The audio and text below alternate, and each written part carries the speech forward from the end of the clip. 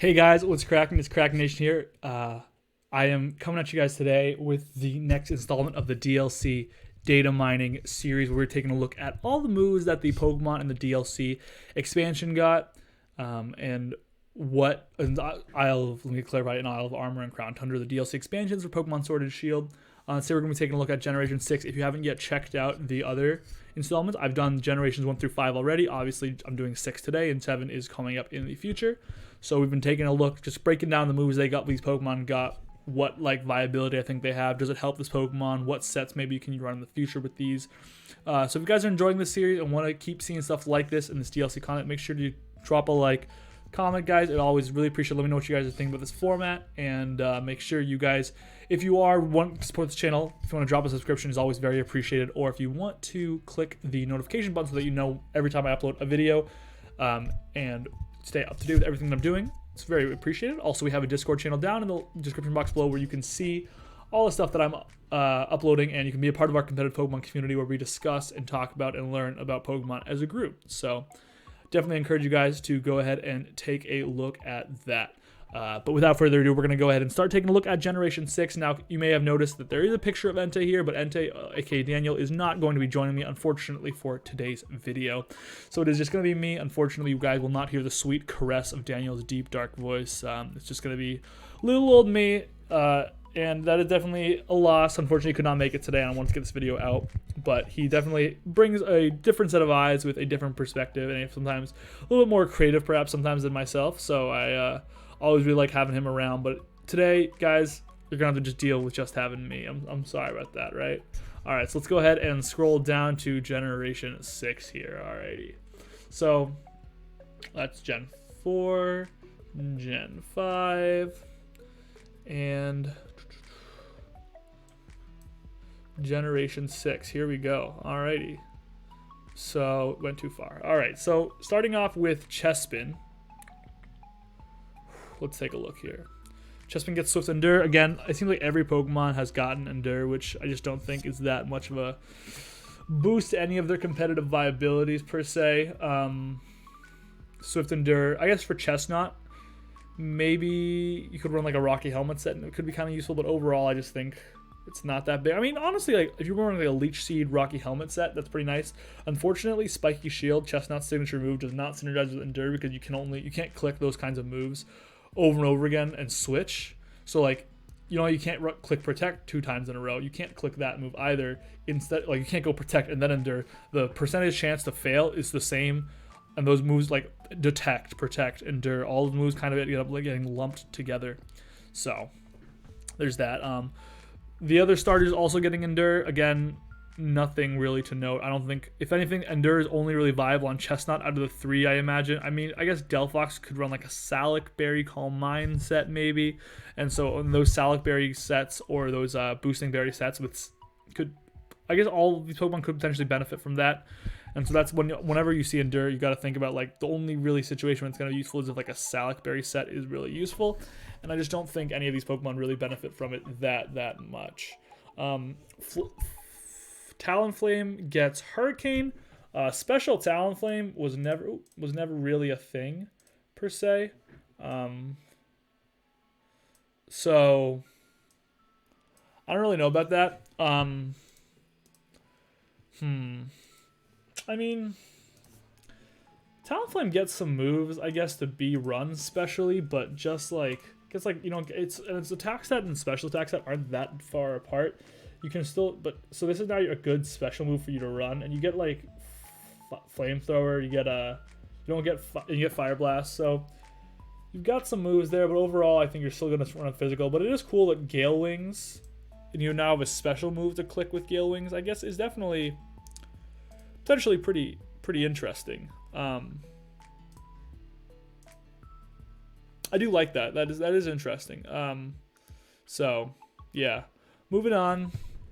We got Vivillon with Endure. Don't think there's much to that. Endure on Litleo, Pyro. I'm glad Dan's not here because all of these Pokemon are just only getting Endure, which is just not that exciting. Pyro with Acrobatics, I don't see that being anything to note. Go-Go, Endure. Go-Go's not really that competitive anyways. Endure's not a big deal on that. Furfrou with Endure, not a big deal on that. Dragalge with Endure, not a big deal again. Here's a big one, Tyrantrum.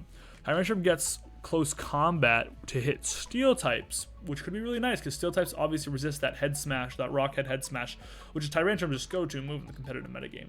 But so close combat becomes your best move to hit steel types. Now, are you running that over Earthquake? I'm not entirely sure. Tyrantrum is pretty physically defensive, I think. So you're gonna be sacrificing. Yeah, you've got 119 physical defense, so you are sacrificing a meaningful defense stat when you click close combat, where Earthquake would not give you that same downside.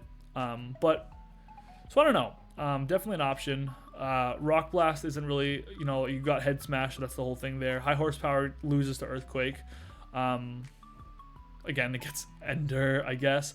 Endure Salic Berry could be cool on Tyrantrum, though, for example, because you can now run, here's a set for you. Endure Salic Berry, Head Smash, Rock Head is your ability, and then Close Combat, Earthquake, whatever combination of those moves you want to run, and then you could run like your Ice Fangs or your Fire Fangs or your Outrages.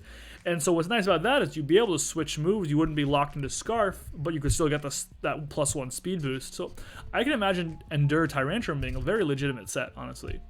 I really don't think that's crazy. Because you already have so much power with Head Smash. You don't really need more. Aurorus gets Rock Blast, Body Slam, Endure, Icicle Spear. It lost Return, so Refrigerate, and this thing's got two really cool abilities. I always thought it was really neat. I really liked Aurorus, but you're still getting Facade. You're still getting. Do you get Body Slam? You don't get Body. Did it learn? So yeah, you learn Body Slam here, exactly. So Body Slam is now your physical normal move of choice, is my guess. You run Hyper Voice if you run Special, and normally you're running Special anyways. So I don't think Icicle Spear or Body Slam have a real niche there. It already learned Earth Power, so it's not like Mud Shot's a huge deal. Weather Ball is cool, though, I will say, because it is potentially running Snow Warning, right? So you could be running Snow Warning, and then you could run Weather Ball, but you already have Stab Ice moves, so it's not like that's really that helpful. But I guess if you were running like maybe this thing struggles obviously to hit like a Steel type, and if you're running it on like a Sun team or something for whatever possible reason that you would be doing that, and you ran Aurorus with Weather Ball, does it learn Sunny Day? That could be kind of cool. It does not learn Sunny Day. It didn't learn it here either, because I'm saying like that would be a cool move to help you hit Steel types harder maybe than Earth Power, but just a flash in the pan, maybe not actually that viable. Deden gets Electro Ball. We know that Deden Electro Ball is a favorite move of Daniel. It's fast, 101 speed. You can run like Nuzzle on this thing. I don't think it's a huge buff. It is a special attacker, but I don't think there's a lot of situations where you'd rather run it over Thunderbolt. Carbink with Body Press. That's big. Carbink is a Pokemon a lot like Diancie, but even more so, right? So it's got a lot of cool moves. It's got a lot of the same moves Diancie gets. Did not learn Play Rough, but it's got like Moonblast, it's got Stone Edge, Power Gem. Doesn't get Diamond Storm, but it gets Earth Power. But now with Body Press, you've got 150 defense. So Body Press becomes an instant go-to move on this thing, I think. Like almost all Carbink sets, that's probably going to hit maybe even harder than your Stab Moonblast, to be honest, on most Pokemon, because you got such a high defense stat, but so low offensive stats. So I like Body Slam on this Body Press on this Pokemon a lot. I think this is an easy one. Guard Swap, not really helpful. If you got Power Swap, I'd be into it, but Guard Swap is not that helpful. I guess but that said, if you're in like a lower tiered doubles metagame and you wanted to run Guard Swap for your partner Pokemon, I could really see that being very useful. So don't discount it. If you're like in a very low format, like if you're playing like a doubles or a VGC format and only want to play low tier Pokemon, Guard Swap Carbink could be a play. I do like that. But yeah, I think Body Press is just big on this. Klefki gets Stored Power. I think Klefki had Calm Mind, if I'm not mistaken, right? Let me check that. Klefki did get Calm Mind, so Calm Mind Klefki is kind of looking cool with Stored Power, honestly, because you get... The only problem with Klefki is it has no recovery when you run Calm Mind. It's got a great defensive typing with Steel Fairy, and it's got all these moves, and Calm Mind is nice because you can run max physical defense, and then you get that Prankster Calm Mind up, so you get your special defense boosted right away. So that is very, very nice, but I don't know if it's going to propel it to any more viability. I think overall Klefki is just a really good Spikes Pokemon. Thunder Wave just runs those kind of shenanigans, and that's all you're still going to be doing with it, is my guess. Obviously now, Calm Mind, screens, just kind of that's what it did. I don't think Stored power is going to propel it into any roll. It has defog, if you didn't know that. It got defog in Gen 7, which is pretty cool. So I don't think it's going to be crazy. Xerneas gets Draining Kiss, Smart Strike, Body Slam, Endure, Play Rough. I think Play Rough is really cool for Xerneas because that's now a go-to physical attacking move on Xerneas, which is really nice. Now, obviously, you're rather running Geomancy for your special attack, but if you are running physical attack, because this thing, I'm pretty sure it does not get Swords Dance, but it's got a good physical attack set at 131, tied its special attack set that everyone knows. So you're going to be able to hit pretty hard if you want to run physical, because it also got things like Smart Strike now, which is now its go-to steal move to hit maybe opposing fairies or something. What should it have in its physical move? It didn't get close combat. Oh, but it already had close combat. Wow, it already had close combat. Mega Horn, Night Slash, Rock Slide, Zen Headbutt, Horn Leech. Wow, so I think physical Xerneas gets a distinct buff here. Play Rough coming off Fairy Aura and physical, like, if you want, I still think Geomancy is going to be overall your go-to Xerneas set, but if you were running a Xerneas with, like, if you want to catch people off guard with a Xerneas set, physical Xerneas with Play Rough is a huge buff to this physical set. Like, physical Xerneas probably completely unviable before, now is probably distinctly nichely viable. Obviously still far outshadowed and outclassed by Geomancy, but I just want to stress, yeah, Play Rough is big for that thing. Yveltal gets nothing big. You're already pretty fast, like you're 99, so payback isn't good. You already have Oblivion Wing, so you'd rather just run that most of this time. Because that's just a much better move overall. I mean, that's a flying move, though, to be fair. Your dark move is probably Dark Pulse still 100% of the time. If you're running physical, you have knockoff, so you'd still rather run knockoff. So I don't think Payback really has a niche there. Zygarde gets high horsepower, but you have 1,000 arrows. You would always rather run 1,000 arrows. It's an amazing move that pretty much propels Zygarde to all the competitive play that it sees. So you're always going to run 1,000 arrows. This is a big one, though, guys, coming up here. Diancie. Diancie with Draining Kiss is pretty nice because you can run those Calm Mind sets and get that some recovery with a stab recovery move. So Calm Mind, Draining Kiss, Diancie is very viable. Mega might even be able to use that Mystical Fire to hit something like Ferrothorn in a world without Hidden Power Fire is amazing. Hit it harder than Hidden Power Fire did at that. So Mystical Fire is a huge buff on this thing. And then the last two moves here, I don't even know if those fit on your screen, but Stored Power and Body Press. Those are big ones, guys. Play Rough and Body Press. Stored Power also, let me say though, distinctly viable as well on regular Diancie especially, because you can run like a Calm Mind, Rest, Sleep Talk set on Diancie, and this thing is so physically bulky if you invest into that, and then you can run the special defense boost with Calm Mind, and that's going to be a potentially very, very powerful set. So Diancie is a huge winner from this generation. But now looking at Mega as well. Play Rough, so now physical Diancie and physical Mega Diancie. You can run Diamond Storm, invest in the Diamond Storm, and now you have a stab move on the physical side in Fairy as well.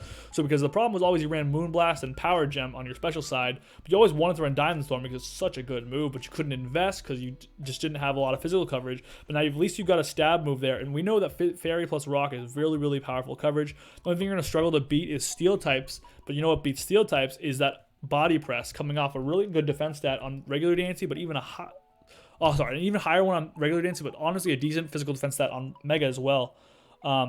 You still have Earth Power to hit Steel types with a special attacking move. Unfortunately, did not gain Earthquake or high horsepower.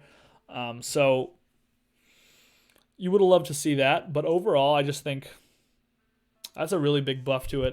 Play Rough is just going to be huge for this Pokemon to just be able to run physical sets. Absolutely. Again, Mystical Fire for things like Ferrothorn and Fortresses of the World. You don't have to fear Gyro Ball as much because you can click that Mystical Fire on those now.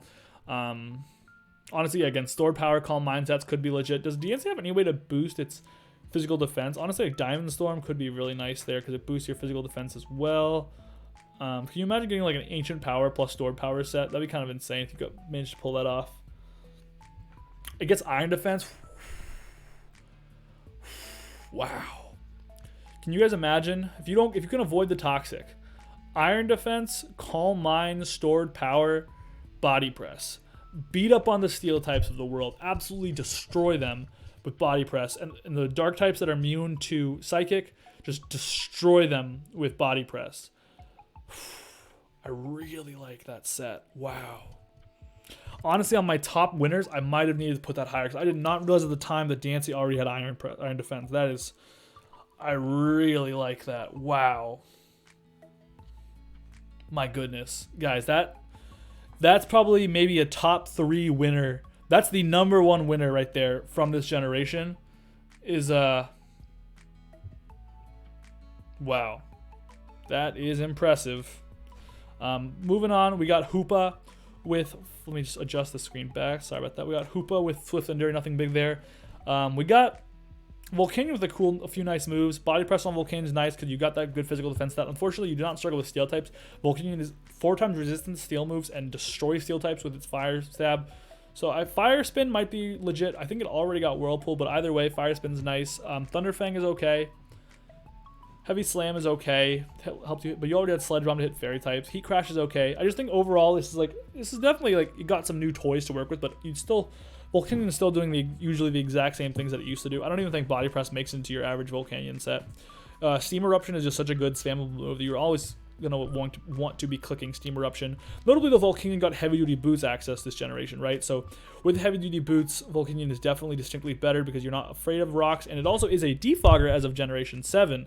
So it's defog and heavy duty boots combined on this Pokemon to be really effective. I think this Pokemon definitely received a buff in Generation 8 by being added to the gen, but probably not a huge one because none of these moves are really going to be moves that you run. It's really more in the form of the fact that heavy duty boots exist. Heavy duty boots just boost so many monsters. I mean, like scrolling back up, we got something like Talonflame, right? Talonflame with like Hurricane isn't a big buff, but heavy duty boots could be really awesome on like a Swords Dancing Talonflame. Like, can you imagine like now Swords Dance, Roost, or even like a U-turn, like a Swords Dance, Roost, Brave Bird, Flare Blitz, now not fearing heavy all the rocks damage could be absolutely massive for it.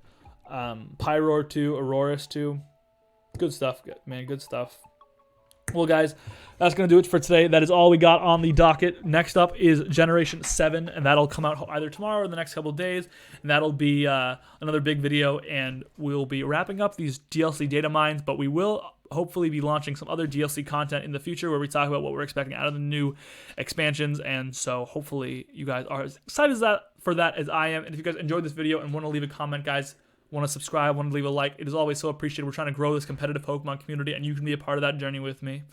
And if you want to really support this channel in like YouTube algorithm world, and you want to click the notification button, I'd love you forever. If you click that little bell icon down there, it's going to turn on the notifications, and you'll be able to know whenever I upload a video in the future. And it'll also help me out in the YouTube algorithm, and we can continue to grow this community. Speaking of which, if you want to join the Discord down below in the description box, I would definitely recommend you do that. Let me know what you guys think the biggest winners and losers of this generation were in the comment section below. Definitely, I think Diancie is personally, I think Diancie is the biggest winner of this generation, almost unarguably. Huge winner here, but I'd love to hear you guys' thoughts as well. Until next time, I will see you guys later. Krakenation out.